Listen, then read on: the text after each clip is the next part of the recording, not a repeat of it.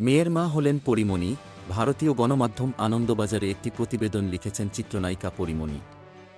এতে তিনি জানিয়েছেন, ছেলে পুণ্যের পর এবার মেয়ের মা হয়েছেন তিনি। পরী লিখেছেন, আমার মেয়ে এল ঘরে। আমার মেয়ে সাফিরা সুলতানা প্রিয়ম, এই নামেই বিশ্ব চিনবে ওকে। ছেলের পরে মেয়ে, কি যে আনন্দ! পৃথিবীতে আসার 6 দিন হল ওর। আমার ঘরে ছেলের পাশে আলো হয়ে আছে। আমি ওকে দত্তক নিয়েছি।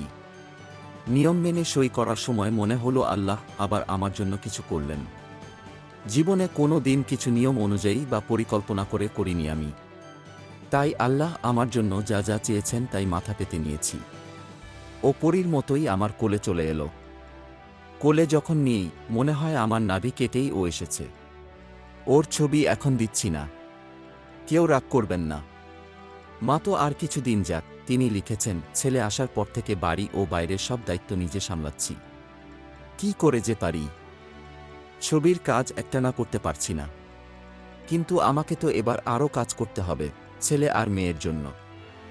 খুব শিগগিরই প্রীতিলতার কাজ শেষ করতে হবে।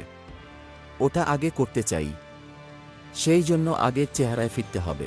আপাতত রঙ্গিলা কিতাবের কাজ করছেন বলে জানিয়ে তিনি বলেন, এটা হইচইয়ের জন্য আমার প্রথম কাজ। এখন আরও বেশি করে কাজে মন দেব। এমন কাজ করতে চাই যাতে আমার ছেলে আর মেয়ে যেন তাদের মাকে নিয়ে গর্ব করতে পারে। পরীমণি আরও বলেন, আমি যা মন থেকে চাই তাই করি। কে কি বলল সে সব নিয়ে কোনো দিন ভাবিনি। কে বলেছে বাবা ছাড়া সন্তান মানুষ করা যায় না? কে বলেছে জন্ম দেওয়া বাবা মা ছাড়া সন্তান মানুষ হয় না? এইসব নিয়ম সমাজের তৈরি।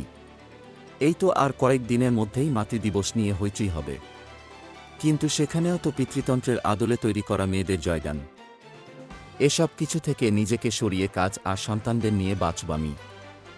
এখন রাতের দিকে সব শান্ত হয়ে আসার পরে একদিকে ছেলে আর একদিকে ঘুমন্ত মেয়ের মাঝে যখন চোখ খুলে দেখি তখন মনে হয় পরীমণির আকাশটা বড় হয়ে আসছে। Golam Mostafa, desk report, BE news.